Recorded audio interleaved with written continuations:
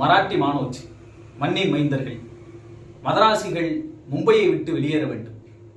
1970 தமிழர்களை மும்பையிலிருந்து அடித்து துரத்திய பால் தாக்கரேவினுடைய வாரிசுகள் இன்று தமிழகத்தை பின்பற்றி மராட்டி மொழியை காக்கப் போகிறோம் என்று போராட இருக்கிறார்கள். வரலாறு எப்படி திரும்பி இருக்கிறது? 1937 பள்ளிகளில் கட்டாய இந்தியை ராஜாஜி அவர்கள் திணித்த போது தந்தை பெரியாரும் மரமலேடிகள் போன்றவர்களும் தமிழினமும் ஒன்று சேர்ந்து எதிர்த்ததன் விளைவாக 1940 கட்டாய இந்தி திரும்ப பெறப்பட்டது.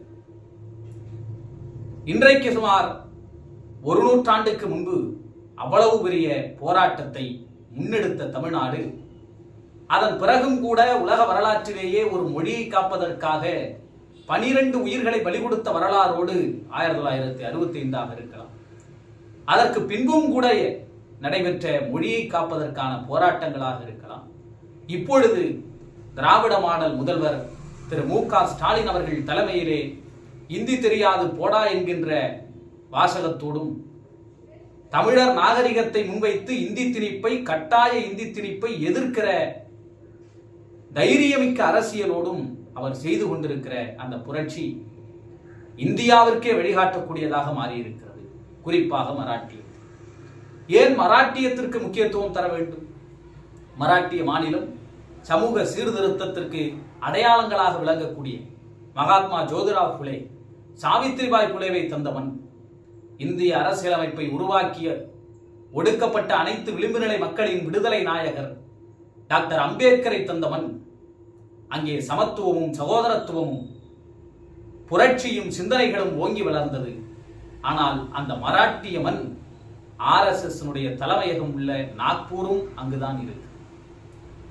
அந்த RSS தலைமையிடமாக, பாஜகவினுடைய கூடாரமாக, மதவெறி கூடாரமாக மாறியதற்கு பின்னால் பால் தாக்கரேவும் இருந்தார்.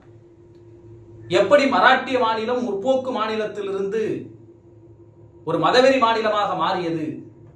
அதற்கு சிவசேனாவுடைய வரலாற்றையே நாம் தெரிந்து கொள்ள வேண்டும். பால் தாக்கரேவனுடைய அப்பா பிரபோதாக்கர், கேசவ் சீதாராம் தாக்கரே என்கிறவர் மகாத்மா ஜோதிராவ் புலே அவர்களுடைய கொள்கையை ஏற்றுக்கொண்டு டாக்டர் அம்பேத்கர் உள்ளிட்ட தலைவர்களோடு சேர்ந்து போராடியவர். இந்து மதத்தினுடைய பழமைவாத கருத்துக்களை எதிர்த்து போராடியவர். ஜாதியவாத கட்டமைப்புகளுக்கு எதிராக அவர் போராடி இருக்கிறார்.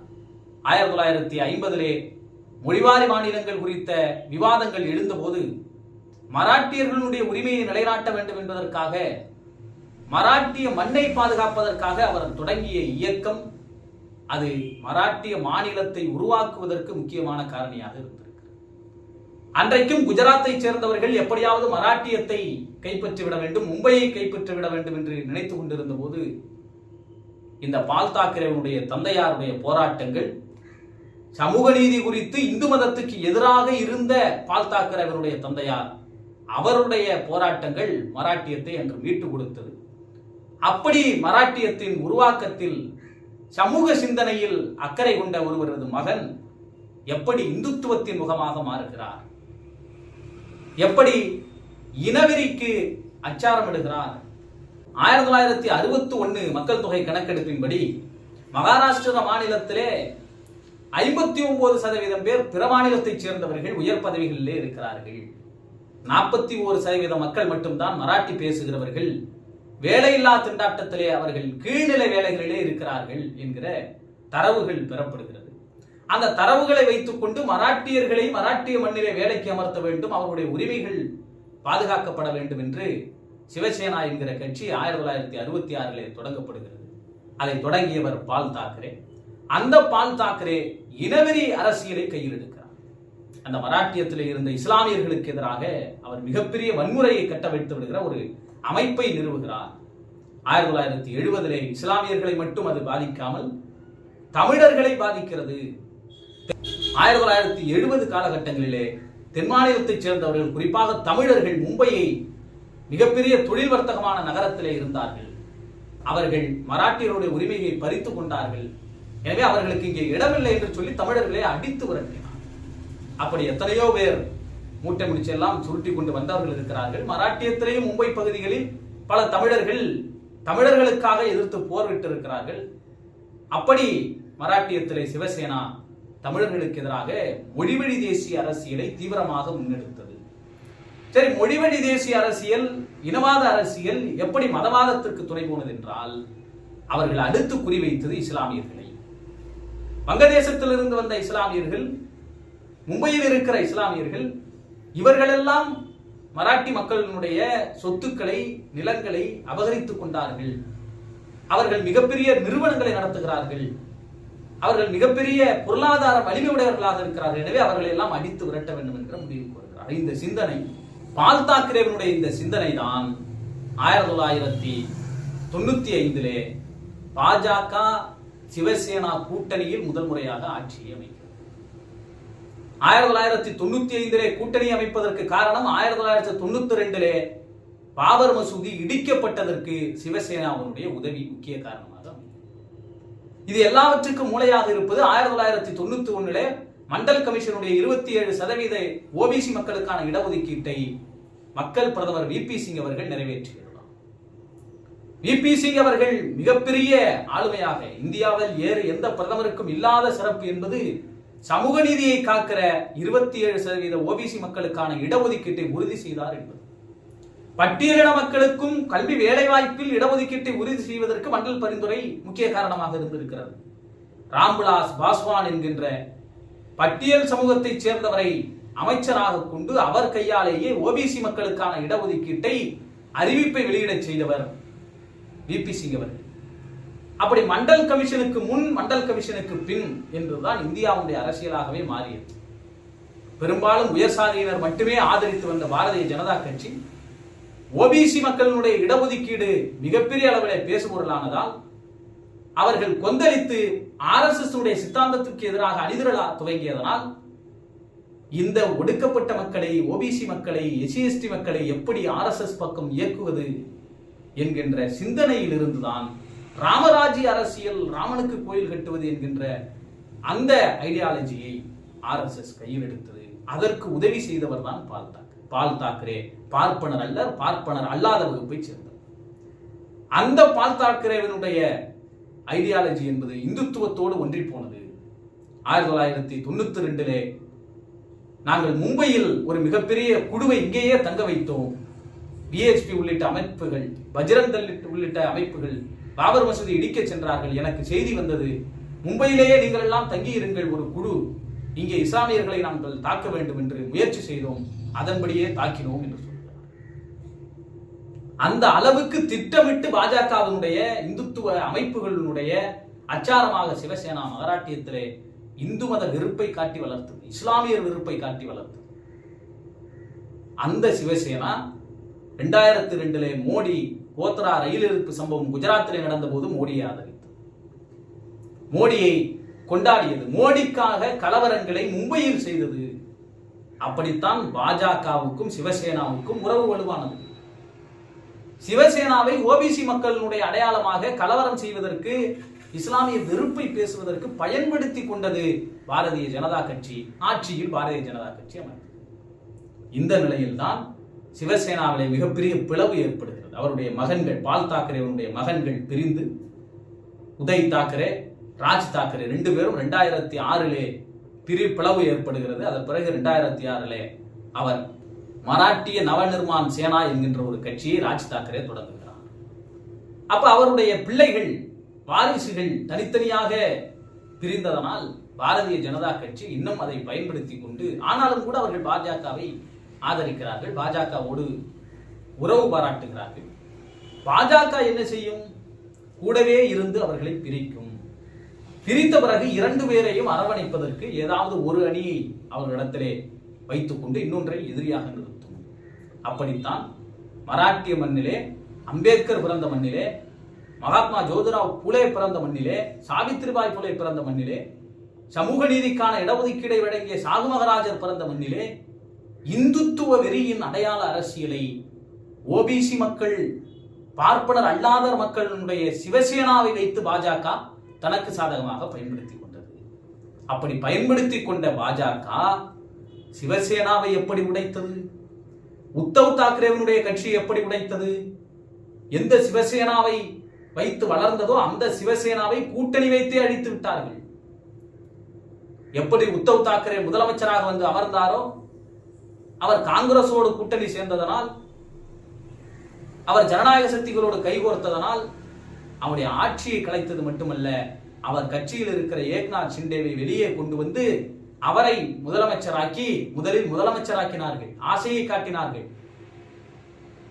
சிவசேனாவை உடைத்து சின்னம் உட்பட எல்லாத்தையும் யாரை பிரித்து கூட்டி வந்தார்களோ அவரிடமே, ஏக்நாத் ஷிண்டேவிடமே கொடுத்து தேர்தலை சந்தித்து சிவசேனாவை ஏக்நாத் ஷிண்டேவையும் வெளியே துரத்திவிட்டு பாஜகவின் தேவேந்திர பட்னாவிஸ் முதலமைச்சரானார்.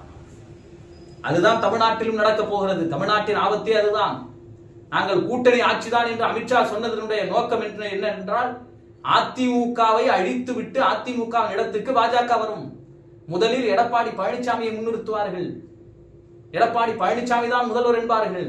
ஒரு 3 ஆண்டுகளுக்கு 2 ஆண்டுகளுக்கு அவர் வரப்போவதில்லை. ஆனால் அவர்களுடைய ஆசை. அதன் பிறகு கொஞ்சம் கொஞ்சமாக சிவசேனாவை எப்படி பாஜக அழித்ததோ அதே போல அதிமுகவை அழிக்கும். தேசியவாத காங்கிரஸ் சரத்பவாருடைய கட்சியை உடைத்தார்களே, அஜித் பவாரை கூட்டி வந்து. இந்த வேலையை சிவசேனாவுக்கும் பாஜக செய்தது. பாஜக சிவசேனாவின் மொழி உரிமையை பறித்துவிட்டு, சிவசேனா இந்துத்துவ அமைப்பு தான், ஆனால் அவர்கள் ஜனநாயக சக்திகளோடு கைகோர்க்கிற போது எப்படி மராட்டிய மக்களுக்கு வேலையில் உரிமை இல்லை என்று சொல்லித்தானே இந்த அமைப்பை சிவசேனாவை தொடங்கினார் பால் தாக்கரே. இப்பொழுது மோடியினுடைய ஆட்சியிலும் வேலை வாய்ப்புகள் இல்லையே என்கிற கேள்வி எழுகிற பொழுது சிவசேனாவை இந்துத்துவத்துக்கு எதிராக போய்விட்டார்கள். எனவே நாமெல்லாம் இந்துக்கள் என்று பாஜக பிரச்சாரம் செய்யும். காங்கிரஸ் எதிரியாக. அந்த அடிப்படையில் இன்று பாஜக அந்த இடத்துக்கு வந்து இந்தி 1 முதல் 5ஆம் வகுப்பு வரை உள்ள பள்ளிகளில் கட்டாயம் என்று அறிவிப்பை செய்தது. கிட்டத்தட்ட 1 நூற்றாண்டுக்கு முன்பு, இன்னும் 5 ஆண்டுகள் 10 ஆண்டுகள் போனால் இந்தி மொழி திணிப்பை எதிர்த்த வரலாற்றுக்கு 1 நூற்றாண்டு ஆகிறது. அப்பொழுதே இந்தியை எதிர்த்ததனால், தமிழை காத்ததனால், நடராசன் தாளமுத்து உயிரை நீர்த்ததனால், தந்தை பெரியார் சிறைப்பட்டதனால், தர்மாம்பாள் உள்ளிட்ட பெண் போராளிகள் சிறைப்பட்டதனால் நாம் இன்று தமிழை காத்தோம். இந்த உயிர் பலிகளை எல்லாம் கொடுத்து காத்த தமிழ் உணர்வு இன்று முதல்வர் ஸ்டாலின் அவர்களுடைய ஆட்சியிலே இன்னும் வலுப்பெற்றிருக்கிறது. மராட்டியத்திலே மராட்டி மொழி பேசக்கூடிய சிவசேனா அந்த மக்களுக்கான உரிமையை இன்றுதான் பேச தொடங்கியது. இருவரும் இப்பொழுது சேருகிறார்கள். 2006 பிரிந்தவர்கள் 20 ஆண்டுகளுக்கு பின்னால் ராஜ் தாக்கரேவும் உத்தவ் தாக்கரேவும் இணைகிறார்கள். எதற்காக? மொழியை காப்பாற்ற வேண்டும், மராட்டியை காப்பாற்ற வேண்டும். யாரிடமிருந்து? பாஜகவிடமிருந்து. பாஜக கொஞ்சம் கொஞ்சமாக உள்ளே வந்து இந்தியை திணித்து விட்டது. மராட்டி தான் இங்கே இருக்க வேண்டும் என்று சொன்ன பால் தாக்கரேவனுடைய கட்சி பாஜகவை வளர்த்தது. இன்று பாஜகவை எதிர்க்கிறது. ஏனென்றால் அவர்கள் மராட்டியையும் அழிக்க துணிந்து விட்டார்கள். இப்ப இதற்கு எதிர்ப்பு கிளம்பி இருக்கிறது. அந்த உத்தவ் தாக்கரேவனுடைய சிவசேனா அமைப்பை சேர்ந்தவர், நாடாளுமன்ற உறுப்பினராக இருக்கக்கூடிய சஞ்சய் ராவத் சொல்லுகிறார், நாங்கள் இந்தி மொழிக்கு எதிரானவர்கள் அல்ல, இந்தி திணிப்புக்கு எதிரானவர்கள். நாங்கள் தமிழ்நாட்டை பின்பற்றி இந்தியை எதிர்க்கிறோம் என்று சொல்லுகிறார். அதே போல இன்று இணைந்திருக்கிற உத்தவ் தாக்கரேவும் ராஜ் தாக்கரேவும் மொழியை காப்பாற்ற ஒன்றாக ஜூலை 5ஆம் தேதி நடக்கிற மாபெரும் பேரணியிலே கலக்க இருக்கிறார்கள். எந்த தேசியவாத காங்கிரஸ் இந்த அஜித் பவாரை உடைத்து கூட்டி வந்தார்களோ அந்த அஜித் பவார் சொல்லுகிறார், இங்கே மனு தர்மத்தை நாங்கள் நடைபெற விடமாட்டோம், இது ஜோதிராவ் புலே அவர்களும் அம்பேத்கர் அவர்களும் பிறந்த மண் என்று சொல்லுகிறார். ஆக இந்த மொழி உணர்வு என்பது அவர்களுக்கு இப்பொழுது வந்திருக்கிறது பாஜகவுக்கு எதிராக. ராஜாஜியினுடைய சிந்தனை சமஸ்கிருதம் தான் ராஜபாஷை என்று சொல்லுகிற, இந்தி தான் ராஜபாஷை என்று சொல்லுகிற அமித்ஷாவுடைய சிந்தனை, எல்லா கூட்டங்களிலும் போய் திருக்குறளை சொல்லிவிட்டு உலகின் மூத்த மொழி சமஸ்கிருதம் என்று சொல்லுகிற மோடியினுடைய புரட்டுகள் எல்லாம் முறிந்து விடுகிறது. இதுதான் நாளை கர்நாடகாவுக்கும். தமிழகத்தை சேர்ந்தவர்கள் கன்னடத்தை அவமதித்து விட்டார்கள், தமிழ்தான் தாய் என்று சொல்லிவிட்டார்கள் என்று பொங்குகிறவர்கள் நாளை பாஜகவை அங்கே உள்ளே விட்டால், ஏற்கனவே இந்துத்துவ கலவரங்களை செய்த பாஜக அங்கே மீண்டும் இந்தியை தான் திணிக்கும். பொழுது காங்கிரஸ் இருக்கிறது. அது நாளை ஆந்திராவுக்கு வரலாம். அந்த நிலை பாஜக ஆளுகிற பாண்டிச்சேரிக்கு ஆல்ரெடி வந்துவிட்டது. ஆனால் தமிழ்நாடு தப்பித்திருக்கிறதே. இன்று மராட்டியம் விழித்துக் கொண்டிருக்கிறது. மகாராஷ்டிரா பாஜக எதிர்த்து களத்தை சந்தித்திருக்கிறது. சமஸ்கிருதத்துக்கு இந்தியை கூட விடுங்கள், சமஸ்கிருதத்துக்கு எவ்வளவு கோடி? சமஸ்கிருதத்துக்கு 2532 கோடி ரூபாய் ஒதுக்குகிறார்கள், செத்த மொழி சமஸ்கிருதத்துக்கு. ஆனால் 5 தென்னிந்திய மொழிகளுக்கு சேர்த்தே 147 கோடி தான், கிட்டத்தட்ட 17 மடங்கு சமஸ்கிருதத்துக்கு அதிகம். ஆண்டுக்கு 230 கோடி ரூபாய் சமஸ்கிருதத்துக்கு, வெறும் 13 கோடி ரூபாய் தான் தமிழ் உள்ளிட்ட மொழிகளுக்கு. ஆக இந்த சமஸ்கிருதத்தை வளர்க்க வேண்டும், இந்திக்கு கூட ஒதுக்கவில்லை. ஆக இந்தி திணிப்பு என்பதே சமஸ்கிருதத்தின் வீழ்ச்சி தான். அதை தமிழ்நாடு புரிந்து கொண்டு அரசியல் செய்தது, தமிழ்நாடு புரிந்து கொண்டு போராடியது. பெரியார் அதை அடையாள காட்டினார், அண்ணா அதற்கு விதை போட்டார், கலைஞர் அதிலே உறுதியாக இருந்தார். முத்துவேல் கருணாநிதி ஸ்டாலின் அவர்கள் அதை அப்படியே விடாப்பிடியாக பிடித்து தமிழ்நாட்டின் உரிமைகளை பாதுகாப்பதிலே வீரமுடன் செயல்பட்டுக் கொண்டிருக்கிறார். இதுதான் தமிழ்நாட்டின் சாதனை என்பதை மராட்டியம் உணர்ந்திருக்கிறது. எந்த குஜராத்திகளை விரட்ட வேண்டும் என்று பால் தாக்கரேவனுடைய அப்பா போராடினாரோ அந்த குஜராத்தியிடமே மராட்டியத்தை இன்று தூக்கி கொடுத்து விட்டார்கள். அதானிதான் இன்று மராட்டியத்தை ஆளுகிறார். எல்லா வளங்களும் அதானியிடம் போய்விட்டது. ஆனால் தமிழர்களை அடித்து விரட்டிய சிவசேனா இன்று தமிழர்கள் பங்கேற்கிற, தமிழர்கள் கடைபிடிக்கிற, தமிழர்கள் பாதுகாத்த தமிழ் உணர்வை போல மராட்டியத்தையும் பாதுகாக்க வேண்டும், பாஜகவை எதிர்க்க வேண்டும் என்று வந்து நிற்கிறது. திராவிட மாடல் சிந்தனை என்பது இந்தியா முழுமைக்கும் தேவைப்படுகிறது.